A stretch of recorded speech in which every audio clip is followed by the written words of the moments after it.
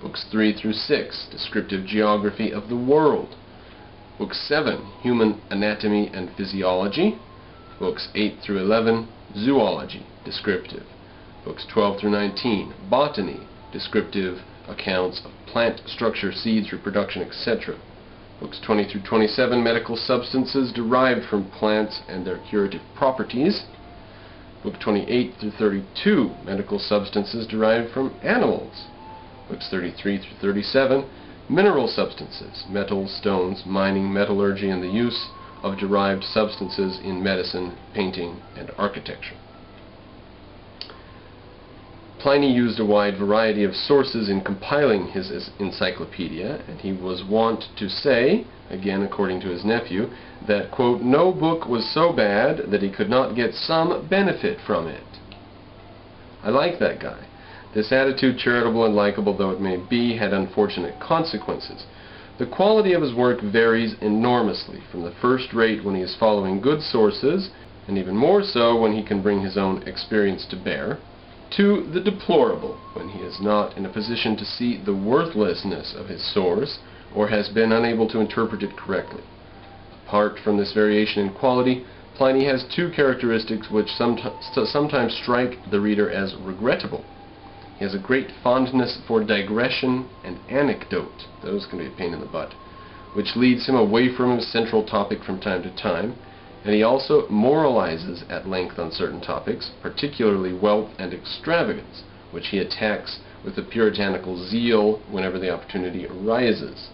However, his work was of great value to the Middle Ages and Renaissance as a storehouse of the knowledge of antiquity on a wide range of subjects, and as such, it is of great value also to the historian of science.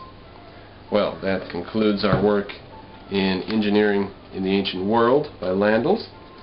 Just to give us a survey of some of the main personalities around at that time. Following that, we will now go to Greek Science in Antiquity by Marshall Claggett. This is published in 1955 by Mr. Claggett. Fantastic read.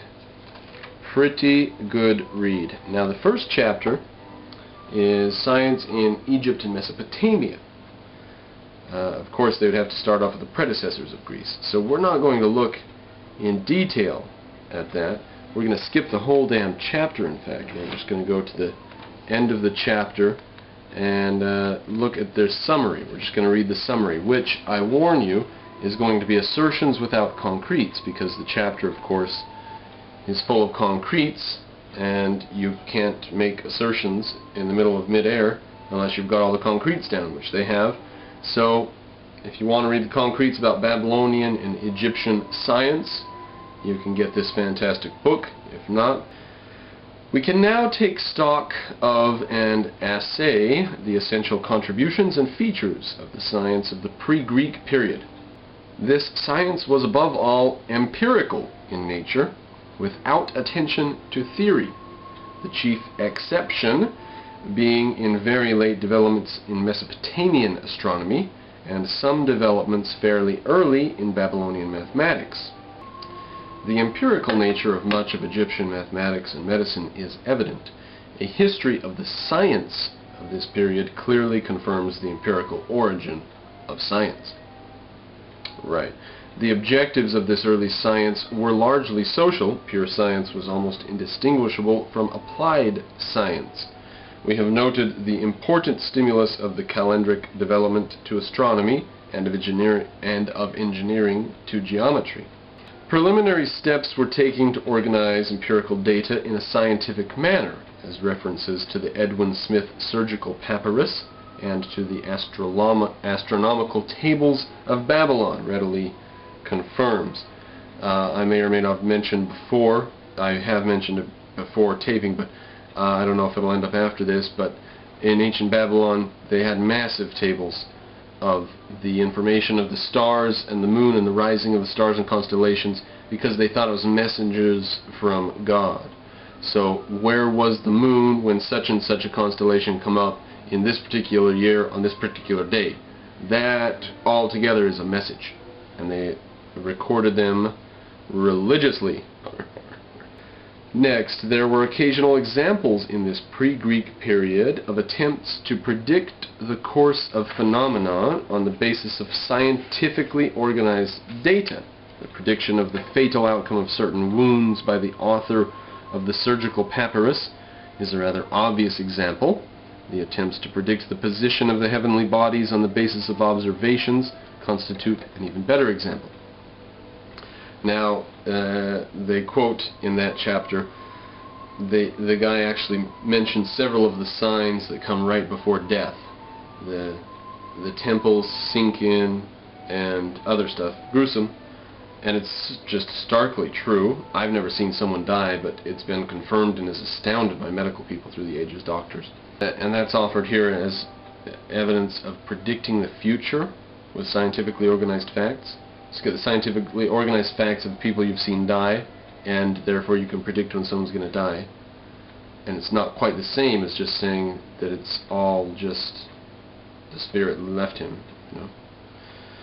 And coupled with the attempts at prediction, there was strikingly evident in at least one case Babylonian astronomy, an attempt to treat the description of natural phenomenon mathematically. It was also in the field of astronomy that the Greeks were to use mathematics most brilliantly. It was among the Babylonians that the only theoretical efforts in mathematics developed.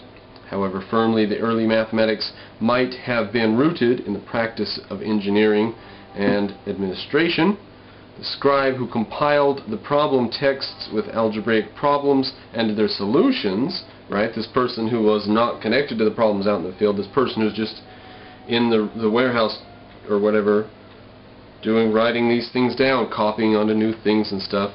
The scribe who did this was already shaking off the dust of practice, shaking off the dust of actually getting out in the real world and having a connection to reality. And he's getting to the point, so as writing comes in to the picture, and mathematics is there, and it's written down, and then people start using it, as the uses of mathematics get further and further from the field, we get more and more into a basis of theoretical mathematics. Is that important or not? I mean, it is, but we can't really go into the epistemology of why that's important right here. The sciences of astronomy, mathematics, and surgery did not advance so far in this period. They did not free natural inquiry from the strong mythological and magical roots that lay deep in man's cultural past. In fact, they but inched him toward a more naturalistic path of inquiry.